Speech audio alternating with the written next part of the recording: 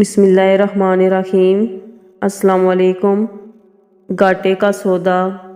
وہ بڑا نامی گرامی شاعر تھا، لیکن اب بڑھاپے کے نرگے میں آ گیا تھا۔ اس نے ساری زندگی گمراہی میں بسر کر دی تھی، مگر اب اچانک اس کے ارمانوں میں اسلام کی شمع جلنے لگی۔ وہ یمامہ سے نکلا، نبی صلی اللہ علیہ وآلہ وسلم سے ملاقات کے لیے چلا تاکہ اسلام قبول کر لے۔ اس نے اپنی سواری کا رخ مکہ کی طرف موڑ دیا۔ وہ بہت خوش تھا کہ اب نبی آخر الزمان صلی اللہ علیہ وآلہ وسلم سے ملاقات ہوگی۔ وہ اپنی دھن میں چلا جا رہا تھا، جوں جوں وہ صحرا کے نشیب و فراز عبور کرتا جا رہا تھا۔ نبی صلی اللہ علیہ وآلہ وسلم کی محبت اور آپ سے ملاقات کا جذبہ بے تاب بھی بڑھتا جا رہا تھا۔ اس نے بتوں کی پوجا چھوڑنے اور اسلام قبول کرنے کا پکا عزم کر لیا تھا۔ وہ مدینۃ الرسول کے پاس پہنچا تو مشرکین کے کچھ لوگوں نے اسے روک لیا۔ پوچھا کہاں کا ارادہ ہے؟ بوڑھے شاعر نے صاف بتا دیا کہ میں پیغمبر رحمت صلی اللہ علیہ وآلہ وسلم سے ملنے جا رہا ہوں اور اسلام قبول کرنا چاہتا ہوں۔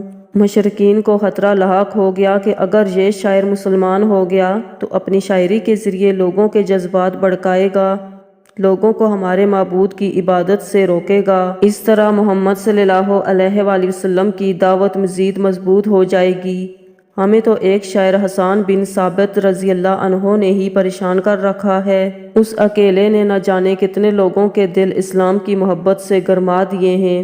اگر عرب کا یہ نامور اور بے مثال شاعر بھی مسلمان ہو گیا تو ہمیں ناکوں چنے چبوا دے گا۔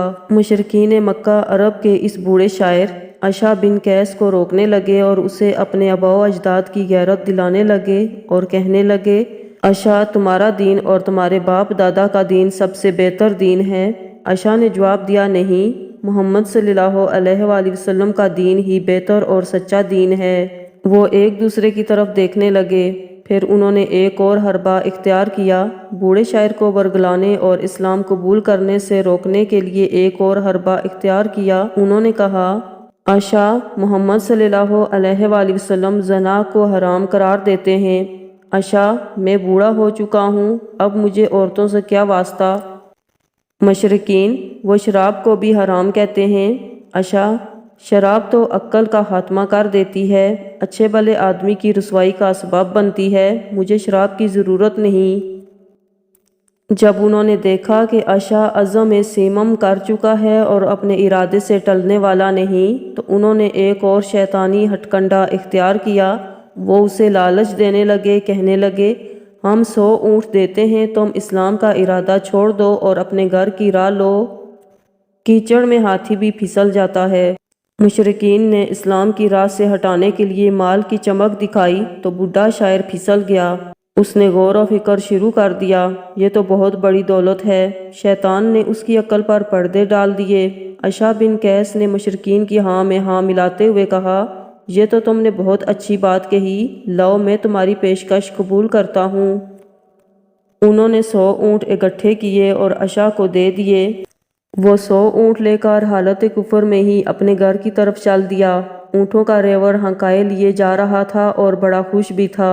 دل ہی دل میں سوچ رہا تھا کہ میں نے شاعری کے ذریعے بڑی دولت جمع کر لی ہے، اب میں بڑا مالدار ہو گیا ہوں، مجھے کسی کی محتاجی نہیں رہی۔ لیکن یہ بھول گیا کہ اللہ تعالیٰ بھی اس کی گھاٹ میں ہے اور ہر دم دیکھ رہا ہے کہ وہ کس طرح دنیا کے گھٹیا سامان کے عوض اللہ کی نافرمانی کر رہا ہے، حالانکہ زمین و آسمان کے سارے خزانے اللہ ہی کے پاس ہیں۔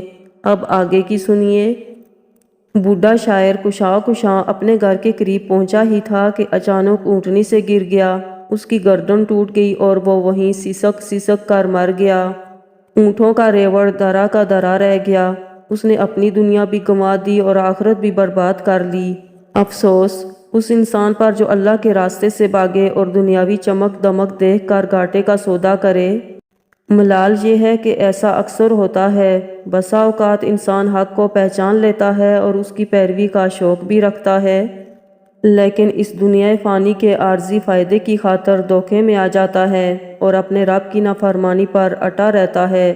دنیا کا کروفر، شان و شوکت اور بری صحبت دین پر استقامت اختیار کرنے کی راہ میں آڑے آ جاتی ہے۔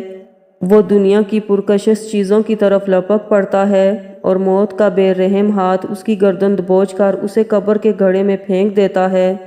کاش نادان انسان یہ حقیقت سمجھ لے کہ آخرت کی زندگی اور اس کی نعمتیں بے مثال ہیں اور ہمیشہ باقی رہنے والی ہیں۔